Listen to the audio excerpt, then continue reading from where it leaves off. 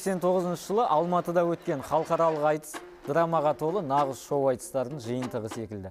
Мұнда комедияда, трагедияда, тіпті трагикомедияда орын алған.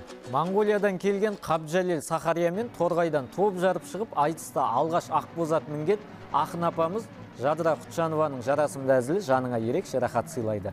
Қабжалел ағамызда не деген еркіндік, ешқандай қобалжу, қорқыныш жоқ. Респект. Байқасаңыздар, домбыраға таққан үкісінің өзі бөлек қой шіркін. Шаншардағы Туканың ойнайтын Салсер образы осы кісіден алынды екен. Не болса да бір ұқсастық бар.